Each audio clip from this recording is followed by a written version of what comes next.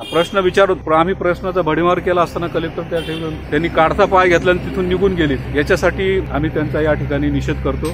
आम्ही कलेक्टरला असे प्रश्न विचारू नयेत का? मला वाटतं इथलं प्रशासन जे गुन्हेगारांना मदत करणार आहे इथं मटकेवाल्याला मदत करतोय व जिल्हाधिकाऱ्याकडे वाळू माफिया, उत्खनन, मुरुम काढणं हे सगळे विषय त्यांच्या अखत्यारीत आहेत, परंतु जिल्हाधिकारी याच्यावर लक्ष देत नाही। या सगळ्या गोष्टीला अधिकारीशाही जबाबदार आहे आणि अधिकारीशाहीला या सगळ्या गोष्टीसाठी राजाश्रय आहे। त्यामुळं हे सगळं धंदे चालू आहे आणि ह्या लोकांनी सगळं आता लोकशाहीचं चित्र कुठं दिसत नाही, अधिकारशाही चालू मनमानी करायला लागले। तो बी अधिकारी इथं येतो, वर मंत्रालयात लिफाफा देऊन येतो। जिल्हाधिकाऱ्यांनी आमची एकही गोष्ट ऐकून घेतली नाही।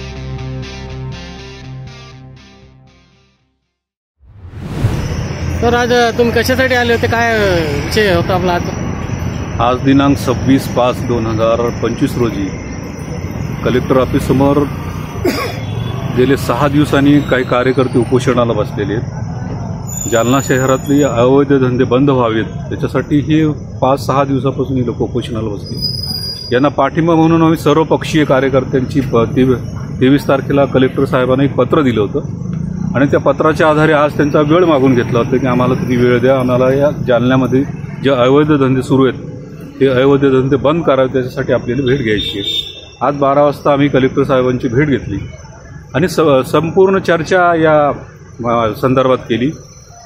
जालना शहरातील अवैध धंदे बंद होत नाहीत तोपर्यंत हे उपोषण चालू राहील अशा प्रकारचं त्यांना सांगितलं, परंतु कलेक्टर साहेब आम्ही जे प्रश्न विचारले त्या प्रश्नाचे उत्तर ते बरोबर देत नव्हते आणि अनेक जिल्ह्यातले अनेक प्रश्न त्यांना या ठिकाणी सांगण्याचा प्रयत्न केला। इथं वाळूचं उत्खनन होतं आहे, मुरुम काढला जातो, अवैध धंदे या ठिकाणी सुरू आहेत, ते मटका आहेत, दारू आहेत, आणखी बरेच असे व्यवसाय आहेत की जे या जालना शहरामध्ये सुरू आहेत आणि अशा प्रकारची विचारणा करत असताना कलेक्टर साहेब आम्हाला काही समाधानकारक उत्तर दिले नाहीत आणि कलेक्टर प्रश्न विचारत आम्ही प्रश्नाचा भडीमार केला असताना कलेक्टर त्या ठिकाणी त्यांनी काढता पाय घेतला आणि तिथून निघून गेले। याच्यासाठी आम्ही त्यांचा या ठिकाणी निषेध करतो। आमचं हे शिष्टमंडळ सर्व पक्षीयाचं होतं, फक्त काँग्रेसचं नव्हतं किंवा एका पक्षाचं नसल्यामुळं आम्ही कलेक्टरला असे प्रश्न विचारू नयेत का हे देखील प्रश्न या ठिकाणी उभा राहतो। त्या संदर्भात आम्ही हेच निवेदन घेऊन ॲडिशनल SP जालना यांच्याकडे गेलो। ॲडिशनल SPशी देखील चर्चा केली, परंतु ॲडिशनल SPनं सांगितले की हे जे लोक बसले ते गुन्हेगार आहेत। त्यांना उलट प्रश्न आम्ही असा विचारला की गुन्हेगारांनी या ठिकाणी आंदोलन करू नयेत का? या देशाचा गृहमंत्र्यावर गुन्हे आहेत, या देशाचे 300 खासदारावर अनेक गंभीर गुन्हे आहेत, त्यांच्याबद्दल काही निघत नाही। अशा प्रकारची उत्तरं जर अधिकारी देत असतील तर मला वाटतं इथलं प्रशासन हे गुन्हेगारांना मदत करणार आहे, इथं मटकेवाल्याला मदत करतंय। इथले सगळे पोलीस अधिकारी ॲडव्होकेट रीमा काळे यांनी लाईव्ह दाखवला आहे मंगळबाजारातल्या घटनेचा, तरी इथलं प्रशासन सुस्त बसलेलं आहे। त्यामुळं या ठिकाणी एक व्यापक स्वरूपात आम्ही असं ठरवलंय की सर्व पक्षाच्या वतीने या ठिकाणी 8 दिवसाच्या नंतर इथल्या जिल्हा अधिकाऱ्याला आणि SPला धारेवर धरण्यासाठी यांची इथून हकालपट्टी झाली पाहिजे या मागणीसाठी आम्ही 1000-2000 लोकांचा मोर्चा काढून इथलं अवैध धंदे बंद होण्यासाठी या ठिकाणी प्रयत्न करणार आहोत। अशा प्रकारची भूमिका आमची आहे। मला सांगा, जिल्हाधिकारी जबाबदार आहे की SP जबाबदार आहे? पोलीस यंत्रणा SPची आहे। मला तर वाटतं जिल्हा अधिकाऱ्याचं या ठिकाणचे जे काम आहे ते फक्त सहाय्य करणारा अधिकारी वाटतो। उलट जर प्रश्न आम्ही विचारले तर ते बरोबर बोलत नाहीत, उत्तरं देत नाही, निघून जातात आणि कोणालाही तिथं येऊ देत नाही। त्यामुळं हे जो भ्रष्टाचार या जिल्ह्यामध्ये राहिलेला आहे व जिल्हा अधिकाऱ्याकडं वाळू माफिया, उत्खनन, मुरुम काढणं हे सगळे विषय त्यांच्या अखत्यारीतले आहेत, परंतु जिल्हाधिकारी याच्यावर लक्ष देत नाही आणि त्यामुळे हा भ्रष्टाचार बोकळ आहे। इथला जर अधिकारी खमक्या असला तर हे प्रश्न निर्माण झाले नसते आणि गुन्हेगारी वाढली आपल्या जिल्ह्यामध्ये। मर्डर होतात, अधिकारी लगेच पैसे घेतात, 1-2 लाख रुपये अधिकारी घेतात। परवाला तालुका जालन्याच्या PIला पकडल्या गेले, PSIला एक पोलीस पकडल्या गेला, या तहसीलचे तहसीलदार यांच्यावर देखील गुन्हा दाखल झालाय, त्यांच्या PAला पकडलंय, त्याला म्हणजे PCR मिळालेला आहे। अशा प्रकारचे गुन्हेगारी प्रकरण या जिल्ह्यामध्ये वाढले। त्यामुळे आम्हाला वाटतं की कलेक्टर या ठिकाणचा जबाबदार आहेत या संदर्भातला आणि मटका आणि जुगाराच्या संदर्भातले SP जबाबदार आहेत। इथं पोलीस स्टेशनमधून त्यांना हप्ते मिळतात अशा प्रकारचा आरोप आमच्या बऱ्याच कार्यकर्त्यांनी त्यांच्यावर केलेला आहे आणि हे ते आळा घालत नाही अशा प्रकारचं काम हे करू लागलेली आहेत आणि त्यामुळे आम्हाला वाटतं की जिल्ह्यामध्ये शांतता आणि सुव्यवस्था आणायची असेल तर अशा प्रकारच्या इथं गुन्हेगारावर कडक शासन झालं पाहिजे अशा प्रकारची मागणी यानिमित्त आम्ही करणार आहोत। इथले आमदार खासदार या संदर्भात बोलणार नाहीत, परंतु इथले सर्वसामान्य माणूस या ठिकाणचा भराडला जातो.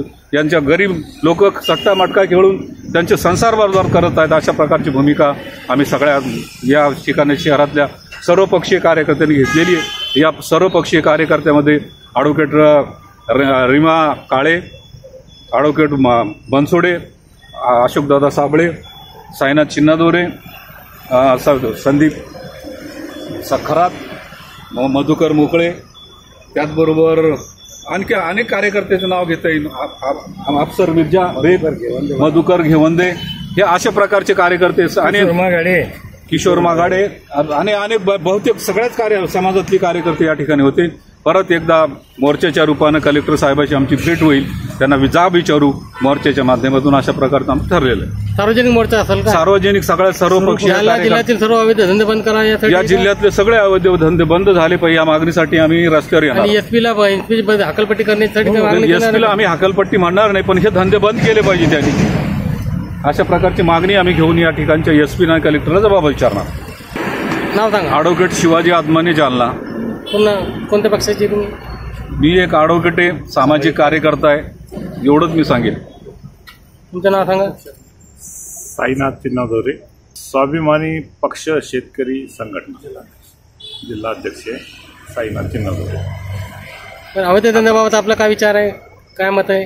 ह्या सगळ्या गोष्टीला अधिकारीशाही जबाबदार आहे आणि अधिकारीशाहीला ह्या सगळ्या गोष्टीसाठी राजाश्रय आहे.